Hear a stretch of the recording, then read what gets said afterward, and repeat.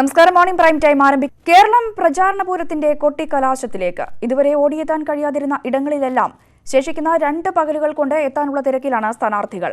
Easter ദിനമായ നാളെ വൈകുന്നേരം പരസ്യപ്രചാരണം കൊടിയിറങ്ങും. വേനൽ ചൂടും രാഷ്ട്രീയ ചൂടും മത്സരിച്ച ഒരു മാസമാണ് കടന്നുപോയത്. ആർക്ക് വോട്ട് ചെയ്യണമെന്ന് ഭൂരിപക്ഷം വോട്ടർമാരും തീരുമാനിച്ചു കഴിഞ്ഞിരിക്കും. എങ്കിലും ഓരോ വോട്ടർക്ക് മുന്നിലും ഒരിക്കൽ കൂടി പിന്തുണ തേടുന്ന തിരക്കിലാണ് സ്ഥാനാർത്ഥികൾ. ഒരു മാസത്തിലേറെ നീണ്ട പ്രചാരണത്തിന് നാളെ വൈകുന്നേരം കൊട്ടിക്കലാശമാകുമ്പോഴും എല്ലാം കണ്ട് ഒന്നും അങ്ങോട്ട് തുറന്നു പറയാതെ നിൽക്കുകയാണ് സാധാരണ വോട്ടർമാർ. അതാണ് സ്ഥാനാർത്ഥികളുടെയും മുന്നണികളുടെയും നെഞ്ചിടിപ്പ് കൂട്ടുന്നതും. വികസനവും രാഷ്ട്രീയവും ചർച്ചയാവുന്ന പതിവ് തെരഞ്ഞെടുപ്പ് രീതികളിൽ നിന്ന് വ്യത്യസ്തമായി വിശ്വാസവും ദേശീയതയും വരെ ഇത്തവണ കേരളം ചർച്ച ചെയ്തു. രാഹുൽ ഗാന്ധി അപ്രതീക്ഷിതമായി വയനാട് സ്ഥാനാർത്ഥിയായതോടെ കേരളം ദേശീയ ശ്രദ്ധയിലുമെത്തി. തെരഞ്ഞെടുപ്പ് തീയതി പ്രഖ്യാപിക്കുന്നതിന് മുമ്പ് തന്നെ കളത്തിലിറങ്ങിയ ആത്മവിശ്വാസത്തിലായിരുന്നു ഇടതുമുന്നണി. വൈകിയെത്തിയെങ്കിലും കടുത്ത വെല്ലുവിളി ഉയർത്താൻ കഴിഞ്ഞുവെന്ന ഉറച്ച വിശ്വാസത്തിലാണ് UDFും BJPയും. ഭൂരിപക്ഷം സർവേകളും UDF മുൻതൂക്കം പ്രവചിക്കുമ്പോൾ സർവേകളുടെ ആധികാരികതയെ തന്നെ ചോദ്യം ചെയ്യുന്നു ഇടതുമുന്നണി.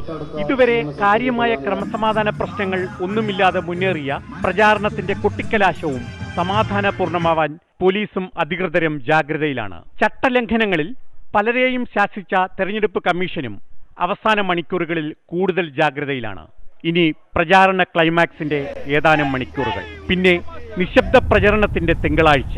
ചൊവ്വാഴ്ച പുലർച്ചെ 2,54,00,000 മലയാളികൾ 20 ലോക്സഭാ മണ്ഡലങ്ങളിൽ വിധിയെഴുതും. ന്യൂസ് 18 തിരുവനന്തപുരം. കേരളം ഉൾപ്പെടെ 13 സംസ്ഥാനങ്ങളിലെയും 2 കേന്ദ്രഭരണ പ്രദേശങ്ങളിലെയും 96 മണ്ഡലങ്ങളിലെ പരസ്യപ്രചാരണം നാളെ അവസാനിക്കും. കശ്മീരിലെ അനന്ത്നാഗ് മണ്ഡലത്തിലെ ഒരു ജില്ലയിലും വോട്ടെടുപ്പ് മാറ്റിവെച്ച ത്രിപുര ഈസ്റ്റും ചൊവ്വാഴ്ച വിധിയെഴുതും. ഒഡീഷ നിയമസഭയിലെ 42 മണ്ഡലങ്ങളിലെ വോട്ടെടുപ്പും ഈ 3ാം ഘട്ടത്തിലാണ്. 7 ഘട്ടങ്ങളായി നടക്കുന്ന ലോക്സഭാ തെരഞ്ഞെടുപ്പിൽ കൂടുതൽ മണ്ഡലങ്ങൾ വിധിയെഴുതുന്നത് 3ാം ഘട്ടത്തിലാണ്. 116 മണ്ഡലങ്ങൾ.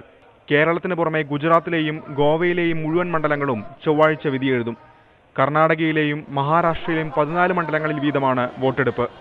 UPയിലെ 10ഉം ഛത്തീസ്ഗഡിലെ 7ഉം ഒഡീഷയിലെ 6ഉം പശ്ചിമബംഗാളിലെയും ബീഹാറിലെയും 5 വീതവും അസമിലെ 4 മണ്ഡലങ്ങളും പോളിംഗ് ബൂത്തിലെത്തും. കേന്ദ്രഭരണ പ്രദേശങ്ങളായ ദാമൻ ദിയു, ദാദ്ര നഗർ ഹവേലി എന്നിവിടങ്ങളിലും അന്നേ ദിവസമാണ് വോട്ടെടുപ്പ്. LK അദ്വാനി പ്രതിനിധീകരിച്ചിരുന്ന ഗാന്ധിനഗറിൽ നിന്ന് ജനവിധി തേടുന്ന BJP അധ്യക്ഷൻ അമിത്ഷായും വയനാട്ടിൽ ജനവിധി തേടുന്ന കോൺഗ്രസ് അധ്യക്ഷൻ രാഹുൽ ഗാന്ധിയുമാണ് 3ാം ഘട്ടത്തിലെ പ്രമുഖ സ്ഥാനാർത്ഥികൾ. Election desk, news 18. രാജ്യം 3ാം ഘട്ട തെരഞ്ഞെടുപ്പിലേക്ക് നീങ്ങുകയാണ്. ഈ ഘട്ടത്തിലാണ് കേരളവും വിധിയെഴുതുന്നത്. നാളെയാണ് കൊട്ടിക്കലാശം.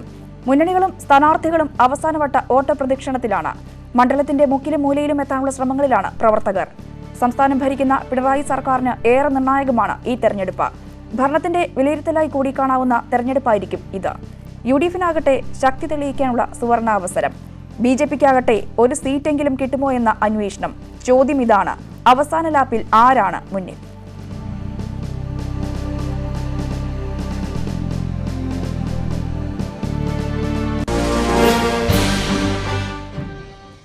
പ്രചാരണ ചൂട് കൊടിമുടിയിലെത്തിയ വയനാട്ടിൽ സഹോദരനായി വോട്ട് അഭ്യർത്ഥിക്കാൻ പ്രിയങ്ക ഗാന്ധി എത്തുന്നു. ഇന്ന് പുൽപ്പള്ളിയിൽ നടക്കുന്ന കർഷക സംഗമത്തിൽ പ്രിയങ്ക പങ്കെടുക്കും.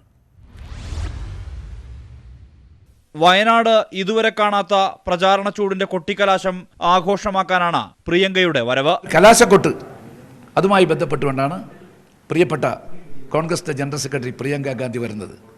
ആ വരവും തീർച്ചയായിട്ടും ഞങ്ങൾക്ക് പുതിയ ആവേശമുണ്ടാക്കും. കേരളത്തിൽ ജനങ്ങൾക്ക് മാത്രമല്ല, ദക്ഷിണേന്ത്യയിലെ ആളുകൾക്കൊക്കെ തന്നെ എന്തെന്നില്ലാത്തൊരാവേശമുണ്ടാക്കുന്ന അനുഭവമായിരിക്കും അത്. രാവിലെ 10-ന് കണ്ണൂരിൽ വിമാനമിറങ്ങുന്ന പ്രിയങ്ക ഹെലികോപ്റ്റർ മാർഗം പുൽപ്പള്ളിയിലെത്തും. തുടർന്ന് മാനന്തവാടിയിൽ പൊതുയോഗത്തിൽ സംസാരിക്കും. ഒരു കാലത്ത് കർഷകാത്മഹത്യകൾ തുടർക്കഥയായിരുന്ന പുൽപ്പള്ളിയിലെ കർഷക സംഗമത്തെ പ്രിയങ്ക അഭിസംബോധന ചെയ്യും. തുടർന്ന് പുൽവാമയിൽ രക്തസാക്ഷിയായ വസന്ത് കുമാറിന്റെ വീട്ടിലെത്തുന്ന പ്രിയങ്ക നിലമ്പൂരും അരീക്കോടും നടക്കുന്ന പൊതുയോഗങ്ങളിലും സംസാരിക്കും. പ്രിയങ്ക ഗാന്ധിയുടെ വരവോടെ കർഷകരുടെ വോട്ടുകൾ ഉറപ്പിക്കാനാകുമെന്ന പ്രതീക്ഷയാണ് UDFിനുള്ളത്. എന്നാൽ UPA സർക്കാരുകളുടെ നവലിബറൽ നയങ്ങളുടെ ഭാഗമായാണ് വയനാട്ടിലെ കർഷക ആത്മഹത്യകൾ ഉണ്ടായതെന്ന വാദമാണ് ഇടതുപക്ഷം ഉയർത്തുന്നത്. ക്യാമറാമാൻ നിധിനൊപ്പം വയനാട്ടിൽ നിന്നും സുർജിത് അയ്യപ്പത്ത്, ന്യൂസ് 18. സഹോദരന് വോട്ട് തേടി AICC general secretary Priyanka Gandhi ഇന്ന് വയനാട് മണ്ഡലത്തിൽ എത്തുകയാണ്. പുൽപ്പള്ളിയിൽ നടക്കുന്ന കർഷക സംഗമമാണ് ഇതിൽ പ്രധാന തെരഞ്ഞെടുപ്പ് പ്രചാരണ പരിപാടി. ആസിയാൻ കരാർ അടക്കം നടപ്പാക്കി രാജ്യത്തെ കർഷകരുടെ നടുവൊടിച്ചത് രണ്ടാം UPA സർക്കാരാണ്. കാർഷിക ഉൽപ്പന്നങ്ങളുടെയും നാണ്യവിളകളുടെയും വിലയിടിഞ്ഞ് 10,000-കണക്കിന് കർഷകർ ആത്മഹത്യയിൽ അഭയം പ്രാപിച്ചത് ആസിയാൻ കരാറിൽ രാജ്യം ഒപ്പിട്ടതോടെയാണ്. വയനാട്ടിലുമുണ്ടായി നിരവധി കർഷക ആത്മഹത്യകൾ. ഇവിടെയെത്തി കർഷകരുടെ കണ്ണീർ കഥകൾ കേൾക്കാൻ തയ്യാറെടുക്കുന്ന പ്രിയങ്ക അവർക്ക് എന്തുറപ്പ് കൊടുക്കും? കർഷക പ്രശ്നങ്ങൾ വലിയ ചർച്ചയായി മാറിയാൽ അത് കോൺഗ്രസിന് ഗുണത്തെക്കാളേറെ ദോഷമല്ലേ ഉണ്ടാവുക? ഇതാണ് യാഥാർത്ഥ്യമെങ്കിൽ പ്രിയങ്കയുടെ വരവ് UDFന് തുണയ്ക്കുമോ?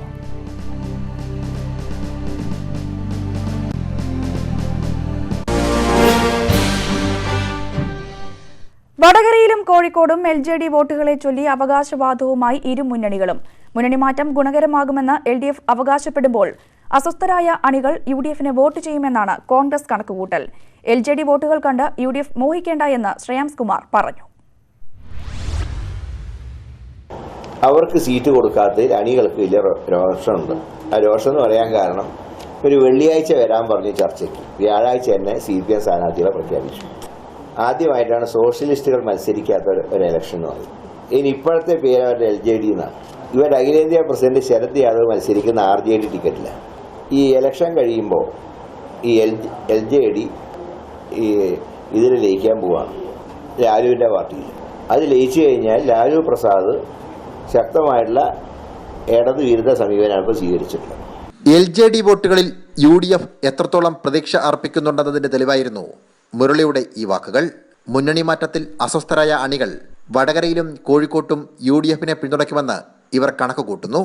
എന്നാൽ LJD വോട്ടുകൾ കണ്ട് UDF മോഹിക്കേണ്ടതില്ലെന്നാണ് പാർട്ടി സംസ്ഥാന അധ്യക്ഷൻ ശ്രേയാംസ് കുമാറിന്റെ നിലപാട്. നമ്മുടെ പാർട്ടിക്ക് തന്ന ബഹുമാനക്കുറവെല്ലാം അനുഭവിച്ചതാണ് ഞങ്ങൾ.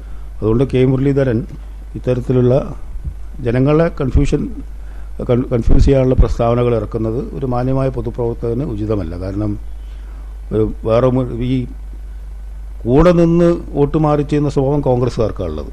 വടകരയിലും കോഴിക്കോട്ടെയും പ്രധാനപ്പെട്ട വോട്ട് ബാങ്കുകളിൽ ഒന്നാണ് LJD. കഴിഞ്ഞ 2 ലോക്സഭാ തെരഞ്ഞെടുപ്പിലും UDF വിജയത്തിന് നിർണായക പങ്കാണ് LJD വഹിച്ചത്. ഇത് ഇത്തവണ തങ്ങൾക്ക് അനുകൂലമാകുമെന്നാണ് LDFന്റെ പ്രതീക്ഷ. ന്യൂസ് 18 കോഴിക്കോട്. തെരഞ്ഞെടുപ്പ് പോരാട്ടം അവസാന ലാപ്പിലെത്തിയതോടെ വടകരയിൽ P. ജയരാജന്റെ പരാജയം ഉറപ്പുവരുത്താൻ പ്രചാരണ രംഗത്ത് സജീവമായി RMP. കുടുംബയോഗങ്ങളും പൊതുയോഗങ്ങളും സ്ക്വാഡ് വർക്കും നടത്തിയാണ് RMP സജീവമാകുന്നത്. അതേസമയം RMP വോട്ടുകൾ ഇത്തവണ LDFന് ലഭിക്കുമെന്നാണ് CPM പറയുന്നത്. എന്ത് വില കൊടുത്തും ജയരാജന്റെ തോൽവി ഉറപ്പാക്കുമെന്നാണ് RMP പ്രഖ്യാപനം. വീടുകൾ കേന്ദ്രീകരിച്ച് സ്ക്വാഡ് വർക്ക് നടത്തിയും പൊതുയോഗങ്ങൾ സംഘടിപ്പിച്ചും പ്രവർത്തകർ പ്രചാരണത്തിന്റെ അവസാന നാളുകളിലും സജീവമാണ്. ജയരാജനെതിരെ മണ്ഡലത്തിൽ കുടുംബസംഗമങ്ങൾ തുടരുകയാണ്. K മുരളീധരന് വോട്ട് അഭ്യർത്ഥിച്ചുള്ള പോസ്റ്ററുകളുമായി RMP പ്രവർത്തകർ വീടുകൾ കയറുകയാണ്. എന്നാൽ UDFുമായി വേദി പങ്കിട്ടുള്ള പരസ്യ പ്രചാരണമില്ല. ഞങ്ങൾ ഒന്നിച്ച് UDF വേദികളിലും അല്ലെങ്കിൽ UDF നേതാക്കന്മാരും ഞങ്ങൾ ഒന്നിച്ചുള്ള പ്രവർത്തനം നടത്തുന്നത്. ഞങ്ങൾ ഞങ്ങളുടേതായ രീതിയിൽ സ്വതന്ത്രമായ പ്രവർത്തനം നടത്തുക. അത് ആ ക്യാമ്പയിന് വീടുകൾ തോറിയിട്ടുള്ള ക്യാമ്പയിന് ഞങ്ങളുടെ മുഴുവൻ പ്രവർത്തകരുടെയും വോട്ട് മുരളിക്ക് അനുകൂലമായി വോട്ട് ചെയ്യുന്നതിനാവശ്യമായ ജയരാജൻ തോൽക്കുന്നതിനാവശ്യമായ നിലപാട് സ്വീകരിക്കാൻ വേണ്ടിയിട്ടുള്ള പ്രവർത്തനമാണ് ഞങ്ങളിവിടെ നടത്തുന്നത്. UDFന് പിന്തുണ നൽകിയതോടെ RMPക്ക് രാഷ്ട്രീയ വീര്യം കുറഞ്ഞുവെന്നാണ് CPM വാദം. RMP നിലപാട് പ്രവർത്തകർക്ക് ഉൾക്കൊള്ളാനായിട്ടില്ല. ഇതിൽ പ്രതിഷേധിച്ച് RMP പ്രവർത്തകർ ഇത്തവണ LDFന് വോട്ട് ചെയ്യുമെന്നും അവർ അവകാശപ്പെടുന്നു. കമ്മ്യൂണിസ്റ്റ് സഖാക്കളുടെ സിരകളിലൊഴുകുന്ന രക്തത്തിന് ചൂട് പിടിക്കുന്ന രൂപത്തിലുള്ള അവസ്ഥയാണ് വന്നുകൊണ്ടിരിക്കുന്നത്. എന്നല്ല, ഒത്തിരി RMPക്കാർ ഇവരുടെ നയത്തിനെതിരായി സമരം ചെയ്തുകൊണ്ടിരിക്കുന്ന കാഴ്ചയാണ് ഞങ്ങൾ കണ്ടുകൊണ്ടിരിക്കുന്നത്. എന്തായാലും അതിനകത്തും വലിയ രീതിയിലുള്ള ഉൾപാർട്ടി സമരം നടന്നുകൊണ്ടിരിക്കുകയാണ്. അത് ഞങ്ങൾക്ക് അനുകൂലമാകുമെന്നാണ് ഞങ്ങൾ പ്രതീക്ഷിക്കുന്നത്.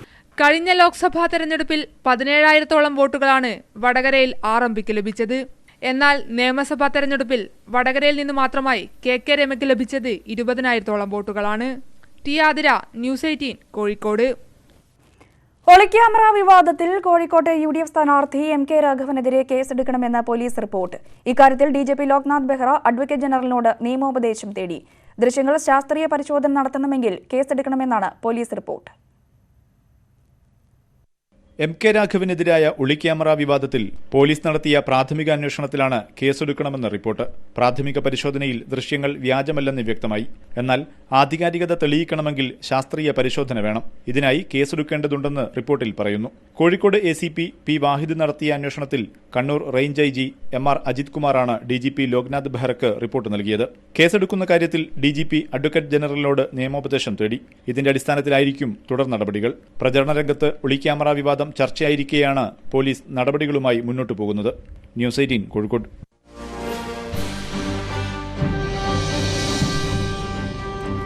ഒരു ഹിന്ദി ചാനൽ നടത്തിയ ഒളിക്യാമറ ഓപ്പറേഷനിൽ ആണ് കോഴിക്കോട്ടെ സിറ്റിംഗ് MP രാഘവൻ കുടുങ്ങിയത്.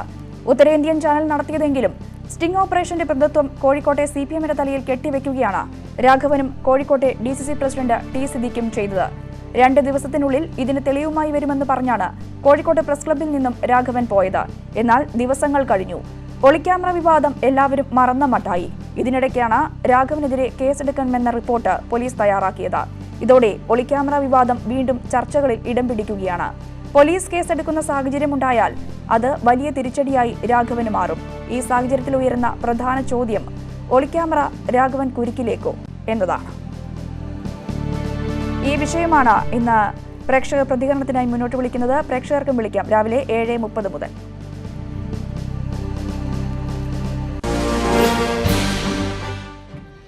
സ്വാമി ചിദാനന്ദപുരിക്കെതിരായ CPM നീക്കം നേരിടാൻ കോഴിക്കോട് RSS സംഘടിപ്പിച്ച ഹൈന്ദവ സംഗമത്തിൽ തീരുമാനം.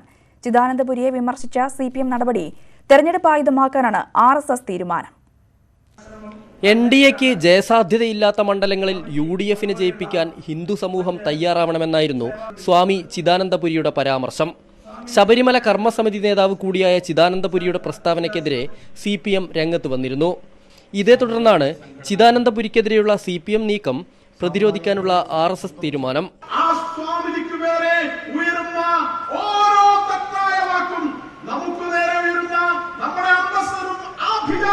അഭിമാനബോധത്തിനും നേരെ ഉയരുന്ന ഒന്നാണെന്ന് കരുതിയിട്ട് ഏത് രീതിയിലാണോ പ്രതികരിക്കേണ്ട ആ രീതിയിൽ പ്രതികരിക്കാനുള്ള അർഹത നേടിയെടുക്കാൻ നമുക്കെല്ലാം സാധിക്കണം എന്നുള്ളതാണ്. ചിദാനന്ദപുരിക്കെതിരെയുള്ള CPMന്റെ ആരോപണങ്ങൾക്ക് മറുപടി നൽകാൻ ഹൈന്ദവ സംഗമങ്ങൾ സംഘടിപ്പിക്കാനാണ് RSSന്റെ തീരുമാനം. പക്ഷേ കോഴിക്കോട് നടന്ന സംഗമത്തിൽ സ്വാമി ചിദാനന്ദപുരി പങ്കെടുത്തില്ല. ന്യൂസ് 18 കോഴിക്കോട്. ലോക്സഭാ തെരഞ്ഞെടുപ്പ് പ്രചാരണം അവസാന ദിവസങ്ങളിലേക്ക് കടക്കുമ്പോൾ ഓരോ മണ്ഡലങ്ങളിലെയും വോട്ടർമാർ ആരെ പിന്തുണയ്ക്കും? പ്രചാരണത്തിൽ ആര് മുന്നിൽ? പ്രചാരണ വിഷയങ്ങളോടുള്ള വോട്ടർമാരുടെ പ്രതികരണം എന്ത്? ന്യൂസ് 18 പരിശോധിക്കുന്നു. ഓരോ ബുള്ളറ്റിനിലും ഓരോ മണ്ഡലങ്ങളിൽ നിന്നുള്ള വിവരങ്ങളുമായി റിപ്പോർട്ടർമാർ തത്സമയം ചേരുന്നു. രാഷ്ട്രീയ നിരീക്ഷകരും മുതിർന്ന മാധ്യമ പ്രവർത്തകരും അവരുടെ നിരീക്ഷണങ്ങളും പങ്കുവയ്ക്കുന്നു. സംസ്ഥാനത്ത് ശക്തമായ മത്സരം നടക്കുന്ന മണ്ഡലമാണ് പാലക്കാട്. പാലക്കാടിന്റെ വിശദ വിവരങ്ങളുമായി പ്രസാദ് ഉടുമ്പശ്ശേരി ചേരുന്നു. പ്രസാദ്, തെരഞ്ഞെടുപ്പിന്റെ പ്രചാരണം അവസാന ഘട്ടത്തിൽ എത്തി നിൽക്കുകയാണ്. നാളെ കൊട്ടിക്കലാശമാണ്. 3-ാം നാൾ കേരളം വിധിയെഴുതും. പാലക്കാട്ടേക്ക് വരുമ്പോൾ എത്രത്തോളം പ്രതീക്ഷയിലാണ് 3 മുന്നണികളും? ആർക്കാണ് നിലവിലൊരു മേധാവിത്വം കൽപ്പിക്കുന്നത്?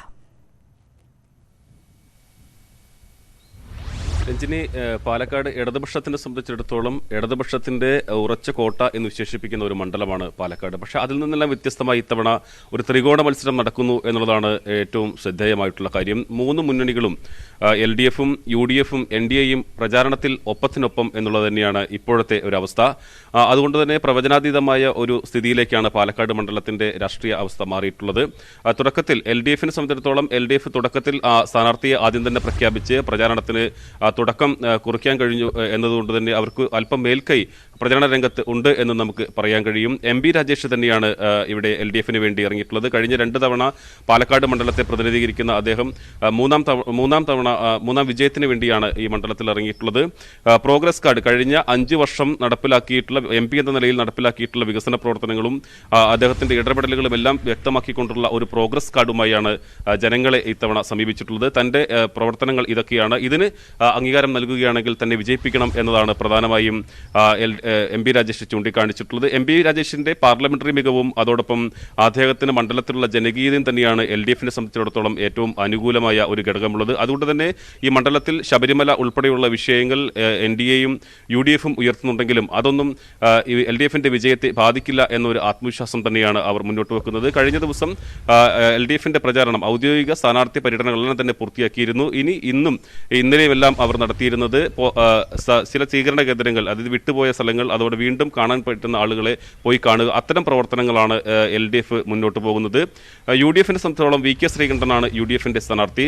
DCC പ്രസിഡന്റ് കൂടിയായ അദ്ദേഹം ഈ തെരഞ്ഞെടുപ്പ് പ്രഖ്യാപിക്കുന്നതിന് തൊട്ട് മുമ്പ് മണ്ഡലത്തിൽ ഏറെക്കുറെ 26 ദിവസത്തോളം മണ്ഡലത്തിലെ എല്ലാ പഞ്ചായത്തുകളിലും പദയാത്ര നടത്തിയതിന്റെ ഒരു ആത്മവിശ്വാസം VK ശ്രീകണ്ഠനുണ്ട്. അതോടൊപ്പം തന്നെ അദ്ദേഹത്തിന്റെ സംഘടനാശേഷി ഉൾപ്പെടെയുള്ള കാര്യങ്ങളിൽ വലിയ ശുഭാപ്തി വിശ്വാസമാണ് UDF നേതൃത്വത്തിന്. ഇത്തവണ ഈ മണ്ഡലം 91-ന് ശേഷം UDF 4 തവണ മാത്രമാണ് പാലക്കാട് മണ്ഡലത്തിൽ വിജയിച്ചിട്ടുള്ളത്. എന്നാൽ 91-ന് ശേഷം UDF-ന് വിജയിക്കാൻ കഴിഞ്ഞിട്ടില്ല. അത് ഇത്തവണ തിരുത്തി കുറിക്കും. ഇത്തവണ പാലക്കാട് മണ്ഡലം തിരിച്ചുപിടിക്കാൻ കഴിയും എന്നതാണ് UDF വ്യക്തമാക്കുന്നത്. അവർ പ്രധാനമായും ഉന്നയിക്കുന്നത് മണ്ഡലത്തിലെ വികസന പ്രശ്നങ്ങൾ തന്നെയാണ്. കഴിഞ്ഞ 2 തവണയായി 10 വർഷത്തോളം MP ആയിരുന്ന രാജേഷിന് കാര്യമായി ഒന്നും മണ്ഡലത്തിൽ ചെയ്യാൻ കഴിഞ്ഞിട്ടില്ല എന്നുള്ളതാണ് UDF ഉന്നയിക്കുന്ന ആരോപണങ്ങൾ. കഞ്ചിക്കോട് കോച്ച് ഫാക്ടറി ഉൾപ്പെടെ അതോടൊപ്പം തന്നെ ജനങ്ങളുടെ വിഷയങ്ങൾ ഉൾപ്പെടെ കാര്യമായ ഒരു ഇടപെടലും രാജേഷ് നടത്തിയിട്ടില്ല എന്ന ഒരു ആരോപണം UDF മുന്നോട്ട് വെക്കുന്നുണ്ട്. പക്ഷേ ഇതിന് മറുപടിയായി കൃത്യമായി LDF വ്യക്തമാക്കുന്നത് കഞ്ചിക്കോട് കോച്ച് ഫാക്ടറി UP-യുടെ സർക്കാർ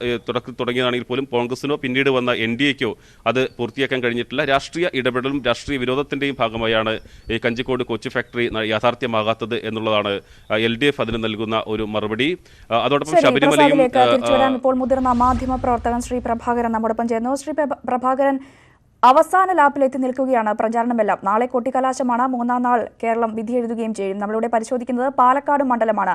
ശക്തമായ പോരാട്ടം നടക്കുന്ന മണ്ഡലം. MP രാജേഷ് 3-ാം തവണയാണ് ജനവിധി തേടുന്നത്. എങ്കിലും അവസാന ലാപ്പിലെത്തി നിൽക്കുമ്പോൾ ആർക്കാണ് ഒരു മുൻതൂക്കം ഇവിടെ കൽപ്പിക്കപ്പെടുന്നത്? ഇവിടെ ഒരു രാഷ്ട്രീയ മത്സരം നടക്കുന്ന സ്ഥലമാണ് പൊതുവെ പാലക്കാട്. മറ്റ് ജാതി മതങ്ങൾക്ക് അതീതമായി വളരെ രാഷ്ട്രീയമായിട്ട് മാത്രമാണ് ഇവിടെ ഈ 3 മുന്നണികളും വളരെ ശക്തമായ പ്രചരണം ഇവിടെ നടത്തിക്കൊണ്ടിരിക്കുന്നത്. തീർച്ചയായിട്ടും LDF-ഉം UDF-ഉം തമ്മിലാണ് കടുത്ത മത്സരം ഇവിടെ നടക്കുന്നത്. ഇഞ്ചോട് ഇഞ്ച് പോരാട്ടം എന്ന് പറയാം. പക്ഷേ BJP അവരുടെ തൊട്ട് പിന്നിൽ BJP ഉണ്ട്.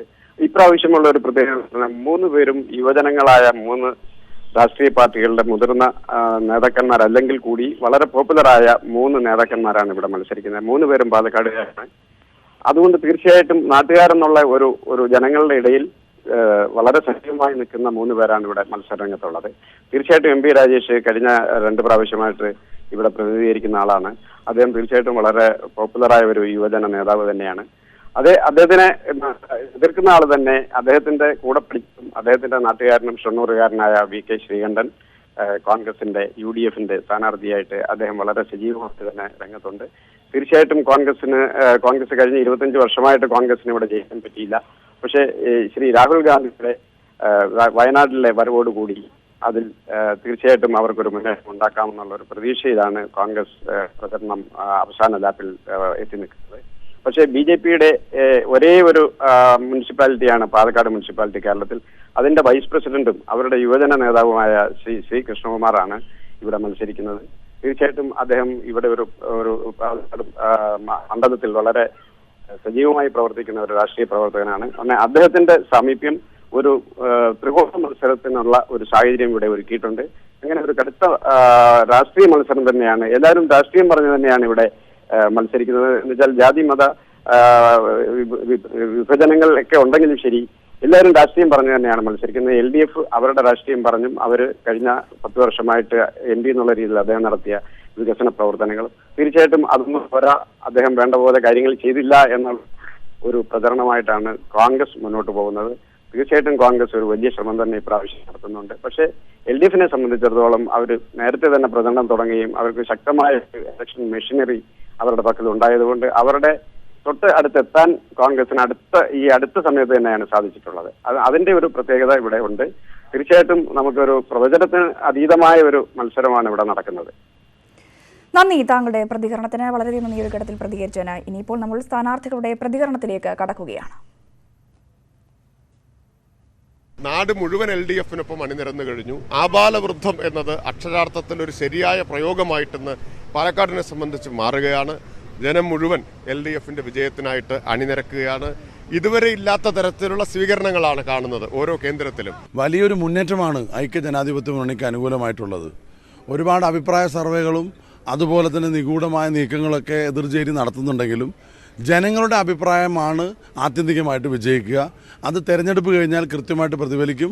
പാലക്കാട് ഇത്തവണ UDF നേടും. ഓരോ ദിവസം കഴിയുന്ന സമയത്തും കൂടുതൽ ആത്മവിശ്വാസത്തോടു കൂടിയിട്ട് മുന്നോട്ട് പോകാൻ കഴിയുന്ന ദിവസങ്ങളാണ്. ഗ്രാമപ്രദേശങ്ങളിൽ പോലും ഇതുവരെ BJPക്കും NDAക്കും കിട്ടാത്ത തരത്തിലുള്ള പിന്തുണയാണ് ഓരോ പ്രദേശത്തു നിന്നും ലഭ്യമാവുന്നത്. പ്രതീക്ഷിക്കാത്ത കേന്ദ്രങ്ങളിൽ നിന്നാണ് അനുകൂലമായിട്ടുള്ള നീക്കങ്ങൾ ഉണ്ടാവുന്നത്. വളരെ ആത്മവിശ്വാസത്തോടെ പോകുന്നത്. ഇത്തവണ ജയിക്കാൻ കഴിയുന്നുള്ള ഉറച്ച വിശ്വാസത്തിലാണ്.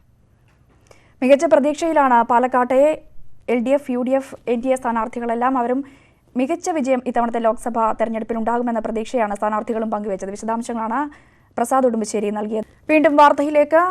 ആലുവയിൽ അമ്മയുടെ ക്രൂരമർദ്ദനത്തിനിരയായ കുട്ടിയുടെ മൃതദേഹം ഇന്ന് സംസ്കരിക്കും. ഇന്നലെ രാവിലെ മരിച്ച കുട്ടിയുടെ മൃതദേഹം പോസ്റ്റ്മോർട്ടത്തിന് ശേഷം കളമശ്ശേരി മെഡിക്കൽ കോളേജിലെ മോർച്ചറിയിൽ സൂക്ഷിച്ചിരിക്കുകയാണ്. അതേസമയം കേസിൽ റിമാൻഡിൽ കഴിയുന്ന പ്രതിയായ അമ്മയെ കസ്റ്റഡിയിൽ വിട്ടുകിട്ടാനുള്ള അപേക്ഷ പോലീസ് മറ്റന്നാൾ കോടതിയിൽ സമർപ്പിക്കും. ഇവരെ കസ്റ്റഡിയിൽ വിട്ടുകിട്ടുന്ന പക്ഷം കൂടുതൽ ചോദ്യം ചെയ്യലുകളിലൂടെ കേസിലെ അന്വേഷണം ഊർജിതമാക്കാമെന്നാണ് പോലീസിന്റെ പ്രതീക്ഷ. കുട്ടിയുടെ അച്ഛനെയും പോലീസ് വൈകാതെ വിശദമായി ചോദ്യം ചെയ്യും. എറണാകുളം പഴന്തോട്ടം പള്ളിയിൽ യാക്കോബായ ഓർത്തഡോക്സ് സംഘർഷത്തിൽ 2 പേർക്ക് കുത്തേറ്റു. പള്ളി കൊടിമരത്തിൽ ഉയർത്തിയിരുന്ന കൊടി നീക്കം ചെയ്യുന്നതിനെ ചൊല്ലിയുള്ള തർക്കമാണ് ഏറ്റുമുട്ടലിൽ എത്തിയത്. തർക്കം നിലനിൽക്കുന്ന പഴന്തോട്ടം പള്ളിയുടെ നിയന്ത്രണം ഓർത്തഡോക്സ് വിഭാഗത്തിനാണ്. അടുത്തയാഴ്ച നടക്കുന്ന പെരുന്നാളിന്റെ ഭാഗമായി യാക്കോബായ വിഭാഗം കെട്ടിയ ബാനർ ഓർത്തഡോക്സ് വിഭാഗം അഴിച്ചുമാറ്റി. തുടർന്ന് പള്ളിക്കൊടിമരത്തിൽ ഉയർത്തിയിരുന്ന കൊടി നീക്കം ചെയ്യുന്നതിനെ ചൊല്ലി തർക്കമായി. ഇരുവിഭാഗവും കൊടിമരച്ചുവട്ടിൽ ഏറ്റുമുട്ടി. ഇതിനിടയിലാണ് 2 പേർക്ക് കുത്തേറ്റത്. പരിക്കേറ്റ അഖിൽ എൽദോ, ജെയിൻ വർഗീസ് എന്നിവരെ ആശുപത്രിയിൽ പ്രവേശിപ്പിച്ചു. 4 ഓർത്തഡോക്സ് വിശ്വാസികൾക്കും പരിക്കേറ്റതായി പരാതിയുണ്ട്. ഇവർ കോലഞ്ചേരിയിലെ സ്വകാര്യ ആശുപത്രിയിൽ ചികിത്സ തേടി. സംഭവത്തിൽ പോലീസ് കേസെടുത്തു. ന്യൂസ് 18 കൊച്ചി. പാപികൾക്ക് വേണ്ടി യേശുക്രിസ്തു കുരിശുമരണം വരിച്ചതിന്റെ ഓർമ്മ ലോകമെങ്ങുമുള്ള ക്രൈസ്തവർ പങ്കുവച്ച ദുഃഖവെള്ളി ഇന്നലെയായിരുന്നു. ദുഃഖവെള്ളി ദിനത്തിൽ കേരളത്തിലെ ഒരു പള്ളിയിൽ വിശ്വാസികൾ തമ്മിൽ ഏറ്റുമുട്ടുന്ന കാഴ്ചയാണ് കാണാൻ കഴിഞ്ഞത്. എറണാകുളം പഴന്തോട്ടം പള്ളിയിൽ നടന്നത് വെറും ഏറ്റുമുട്ടലല്ല, കത്തിക്കുത്തായിരുന്നു. കൊടിമരത്തിലെ കൊടി മാറ്റുന്നതിനെ ചൊല്ലിയുള്ള തർക്കമാണ് കത്തിക്കുത്തിൽ കലാശിച്ചത്. ജെറുസലേം ദേവാലയത്തിൽ നിന്നും കള്ളന്മാരെയും ചൂതാട്ടക്കാരെയും ചാട്ടവാറിന് അടിച്ചോടിച്ച പാരമ്പര്യമാണ് യേശുവിൻ്റേത്. പാപികളോട് ക്ഷമിക്കണമെന്ന് പഠിപ്പിച്ച ആളാണ് ക്രിസ്തു. അതേ കർത്താവിനെ ദൈവമായി കാണുന്നവരാണ് അവിടെ തമ്മിൽ തല്ലിയത്. ഇത്തരമൊരു സാഹചര്യത്തിൽ ക്രിസ്തുവിന്റെ ജീവിത ദർശനം മറക്കുന്നോ വിശ്വാസികൾ എന്ന ചോദ്യം പ്രസക്തമാവുകയാണ്.